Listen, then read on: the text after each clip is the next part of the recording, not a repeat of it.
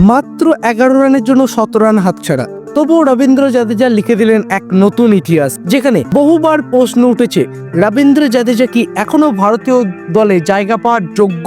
সেই প্রশ্ন যোগ্য জবাব দিলেন আজকে তিনি ব্যাট হাতে। ছুঁয়ে ফেললেন কিংবদন্তি কপিল দেবের কিছু রেকর্ড। বন্ধুরা, সেইটা সম্পর্কে জানবো আজকের ভিডিওতে। কিভাবে তিনি হয়ে উঠলেন ভারতীয় টেস্ট ক্রিকেটের ইতিহাসে আরেক উজ্জ্বল নাম। এই ভিডিওটি একদম শেষ পর্যন্ত দেখো, কারণ আজকের বিষয়টি একটু অন্যরকম। একজন সুপারস্টারের কামব্যাকের গল্প আজকের ভিডিওতে আমরা আলোচনা করব। বন্ধুরা, অ্যাডবেস্টারের মাঠে যখন রবীন্দ্র জাদেজা ব্যাট হাতে নামেন তখন ভারত 5 উইকেটে 211 রান। চারিদিক থেকে সমালোচক একই ফর্মে নেই। লাস্ট 6টি ইনিংসে 30 রান করতে পারেননি, কিন্তু রবীন্দ্র জাদেজা নীরবতা পালন করেছিলেন। তিনি উত্তর দিলেন একদম ব্যাট হাতে, এবং শুধু যে উত্তর দিলেন তাই নয়, দুর্দান্ত একটা উত্তর দিলেন।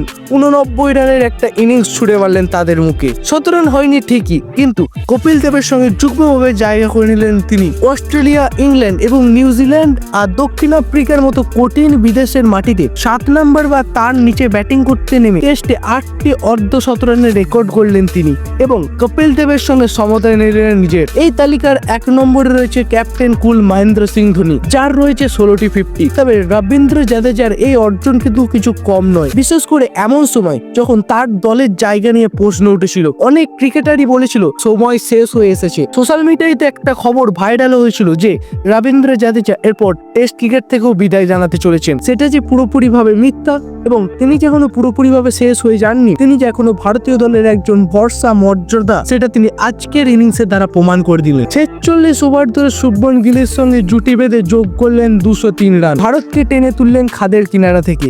3 বছর আগেও এই অ্যাডবেস্টারে 17 রান করেছিলেন এই রবীন্দ্র জাদেজা। এবারও তিনি ছিলেন একেবারে দোরগোড়ায়, কিন্তু 11 রানের জন্য আক্ষেপ করে ফিরে যেতে হলো তাকে। যা রেখে গেলেন তা একটা ইতিহাসে তিনি নাম খোদাই করে নিলেন।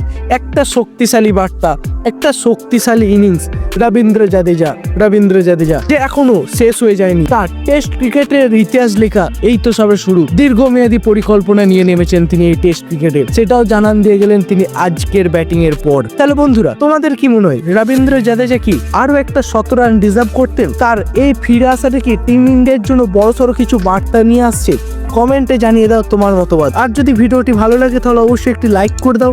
আর বন্ধুরা, চ্যানেলে যদি তোমরা নতুন হয়ে থাকো, চ্যানেলটি সাবস্ক্রাইব করে পাশে থাকা বেল আইকনটি প্রেস করতে ভুলো না। আর বন্ধুরা, ডেসক্রিপশন বক্সে দেখো কিছু লিঙ্ক আছে, যেগুলো আমাদের টেলিগ্রাম চ্যানেল, হোয়াটসঅ্যাপ চ্যানেল এবং ফেসবুক পেজের, যেখানে গিয়ে তোমরা খুব দ্রুতভাবে যোগ দিয়ে দাও, যেখানে আমরা ক্রিকেট রিলেটেড আপডেট সবার আগে দিয়ে থাকি। তাই বন্ধুরা, সেখানে যোগ দিতে একদম ভুলো না। তাহলে বন্ধুরা, আজকের জন্য এই পর্যন্তই। ফিরে আসছি খুব শীঘ্রই নতুন কোনো ক্রিকেটের দুর্দান্ত আপডেট নিয়ে। ততক্ষণের জন্য ভালো থাকুন এবং ক্রিকেটকে উপভোগ করতে থাকুন। জয় হিন্দ।